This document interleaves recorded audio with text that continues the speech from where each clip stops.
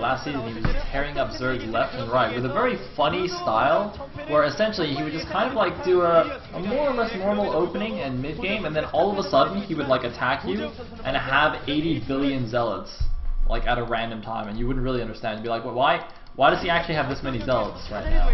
Because normally the standard is actually not to make that many zealots. You have you make more dragoons and high templar and whatnot, like the beefier units. But that's like, no, actually, let me just kill him. Holy shit, it's Jaedong! This is gonna be an awesome game. Lee Jaedong playing a ZVP against Best. Well, I guess Best, you better make a lot of zealots. A lot of zealots.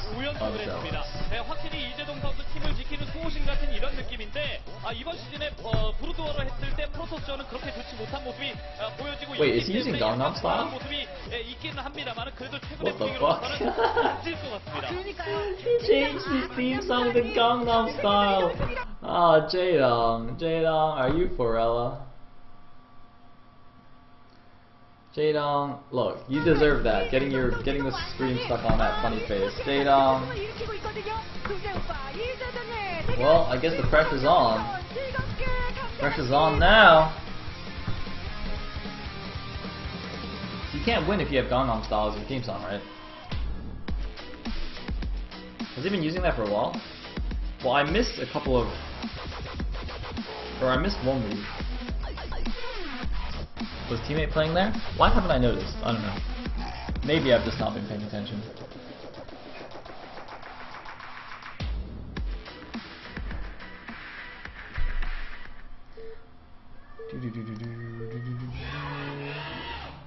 Why don't I know that? August 4th. Oh, it's because... Oh wait, no. No, I casted that match on August 4th. I missed the one afterwards. Oh well, whatever.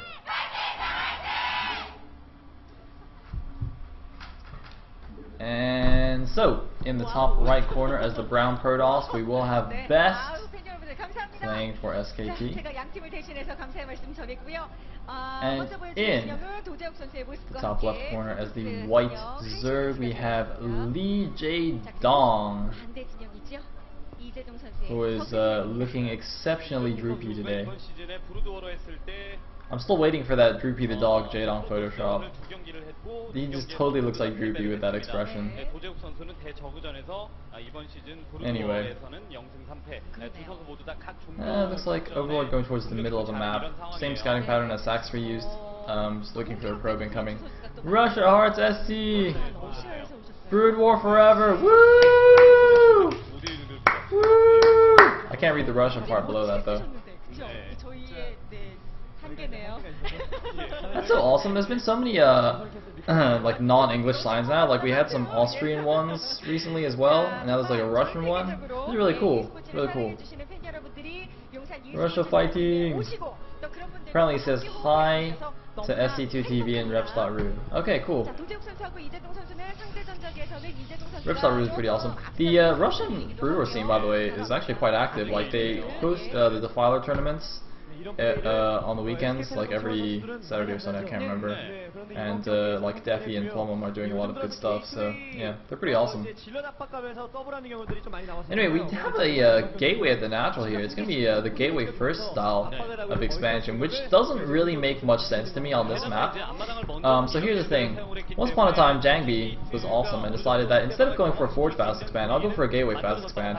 So instead of making a Forge first, he made the gateway, and he puts on a lot of... So basically, if your opponent goes for a 12 patch, which is the most common in this matchup... Oh, sick full block there. Oh, he blocked it a second time! Wow, very, very cute. But basically, if your opponent goes for a 12 patch, which is the most popular build, you can put on a lot of pressure with the early Zealots, and then you expand behind it and you get a Forge and whatnot. So you slightly delay your Nexus, but in exchange for, you know, really harassing your opponent. Whereas if your opponent goes for a pull first, you just wall yourself in with a Forge after that, and then you have the early Zealots to help defend yourself. And even if it's an overpull, you can still kind of put on a little bit of pressure. and expand as well. But the crucial part of that strategy is to be able to wall in, to make a tight wall in with one forge, one gateway, and potentially the pylon as well, and then just have a 1 hex gap with your zealot. So for example, you can do this very well on Bloody Ridge. You can do it on... Shit, Bloody Ridge is the main example that comes to mind. But essentially, yeah, you need to be able to wall in quite tightly. Whereas on this map, it's going to be quite wide here. So I think he's left space for him to put the forge under the gateway. But there's still a lot of space above the gateway, so it's going to be a little bit tricky for him to deal with like a Zerglings counterattack or whatnot. Yeah. Harm is saying apparently it's best against an overrule. Well, it is 12 pass though. And Elzel's moving in here. Can he get a drone? That probe's going to help out. It's going to allow the Zealot to 2-shot stop. Oh, nice little drone stacking. Oh, nice stack there by Jaydong. Of course, he does lose some mining time when he does that though. Oh, that is a cute position. Look at that. He's pulling the drone in the spot. And then he's having the Zealot like block for it. Oh wow, this is super annoying. Look at that. There's no cost-efficient way for the Zerglings to dislodge those Zealots. That is very, very cute. Oh, unless the Zealot dislodges itself to try and kill a drone. Nope, looks like it's still fine. And Zealot production is continuing here, but the Nexus is on the way. And did he make another pylon there to help wall it off? Oh, I see how that works. Okay, that's interesting.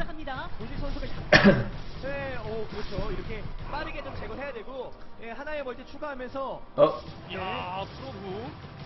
Probu. Oh, 1 kill Probu. Very nice. Meanwhile, Jaydong taking a third hatchery at the 9 o'clock, not opting to take another natural as his third, instead taking that base. So we do now see a much tighter wall in by the Protoss, but I'm still not convinced that that's... Well, I don't know. I think... if that's tight with the top cliff, then I think that's fine. I think he can block it with 1 Zealot and maybe 1 probe if he needs to, and be completely safe. So actually, this does work out a lot better. Looks like, oh no, he's just going to block it with 2 Zealots. Okay, and it does look like tight above the pylon as well. So actually, he's leaving a probe there though, so maybe it's not. I'm not really sure. Yeah, look at that. He's leaving a probe to block the gap between the pylon and the cliff, which is quite funny. But we do have a Hydrogen on the way now for Jaydong, so he's going to be putting on some Hydro pressure here. And I think that's probably why he took this closer base, third base, rather than a farther away, like the bottom left natural instead, which would be more common in ZVP. Taking that 9 o'clock is gonna keep that base closer to his mains, and also closer to best natural. So the rally distance, the reinforcement distance, is gonna be slightly shorter, and also if the attack doesn't quite work, or if he decides not to really commit, which I don't think he will, he's gonna put on a bit of pressure and then kind of eco up behind it. Then his base will be closer and easier to defend as well. So I think that's probably the reasoning behind this. But more importantly, how much damage is he going to be able to do with these Hydras? Because look at this Best still has not scouted the fact that it is an early Hydra Den, and he still only has 1 cannon. I mean, the thing is, this kind of strategy is designed mainly to just put on pressure and not necessarily kill your opponent. But if your opponent only makes 1 cannon, then you might as well just go kill him anyway, right? Like, it's not like you cannot kill your opponent. It's just not designed that way. But, well, here we go. 1 more cannon on the way. It's about halfway done now. It probably will finish before the attack commences, but the forge and the gateway can easily be picked off, I think, from out of range of those cannons. And then that definitely leaves a pretty wide gap here for the Zerg army to move in. In fact, and the thing is, even if he doesn't go in, not only will he get the forge and gateway for free, but there's also a pylon that was used as part of the wall that he'll also get for free. And hopefully we'll get to see it. Buffer into GG. Oh, buffer into GG! Lee Jaydong was too good.